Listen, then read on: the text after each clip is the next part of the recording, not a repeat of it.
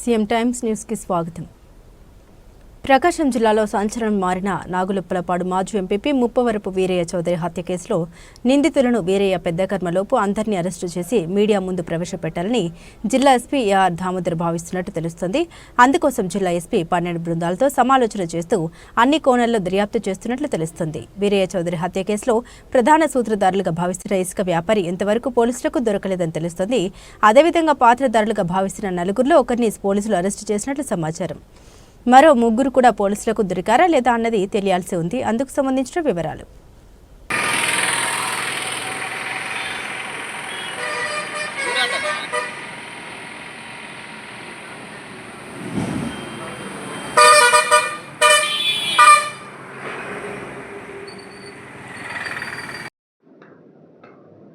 Welcome to CM times.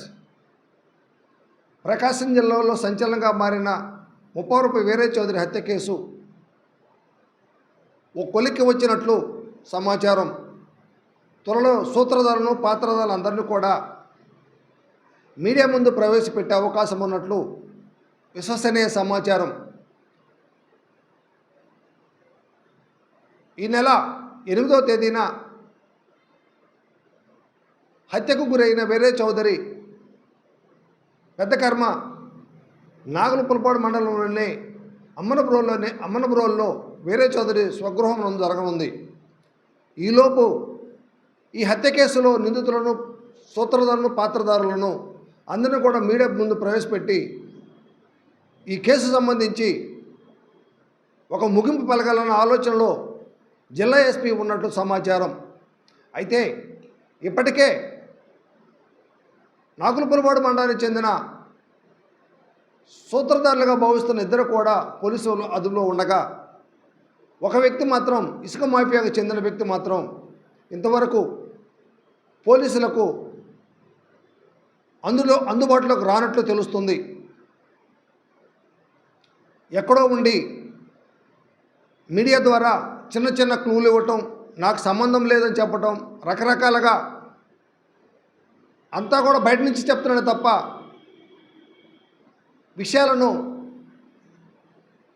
పోలీసులకు సమాచారం ఇవ్వకుండా తప్పించి తిరుగుతున్నట్టు తెలుస్తుంది. అయితే పాత్రధారులుగా భావిస్తున్న ఒక వ్యక్తి మాత్రం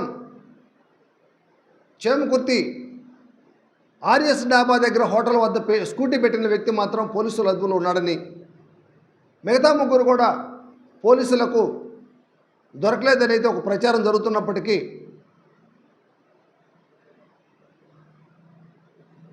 హత్య కేసులో మెయిన్ సూత్రధారులుగా భావిస్తున్న అసలు వాళ్ళు దొరకలేదనేది ప్రాథమికంగా తెలుస్తున్న సమాచారం. అయితే వీరిలో చాలామంది పోలీసు అదుపులో ఉన్నారని, వీరిని త్వరలోనే మీడియా ముందు ప్రవేశపెట్టి కోర్టుకు హాజరుపరచాలన్న ఆలోచనలో జిల్లా ఎస్పీ ఉన్నట్లు తెలుస్తుంది. అందుకోసం 12 బృందాలు విస్తృతంగా గాలిస్తూనే మరోపక్క విచారణ శరవేగంగా పూర్తి చేసేందుకు అన్ని ఏర్పాట్లు చేస్తున్నట్లు తెలుస్తుంది. ఇదే క్రమంలో హత్యకు సంబంధించి 2 నెలల క్రితమే రెక్కి నిర్వహించారని, అందుకోసం నెల్లూరులో ఒక ఇంటిని, ఒంగోలులో ఒక ఇంటిని రెంట్కి తీసుకున్నారని తెలుస్తుంది. ఇవి హత్యకు 2-3 రోజుల క్రితం ఈ ఇళ్లను కూడా ఖాళీ చేసినట్లు సమాచారం.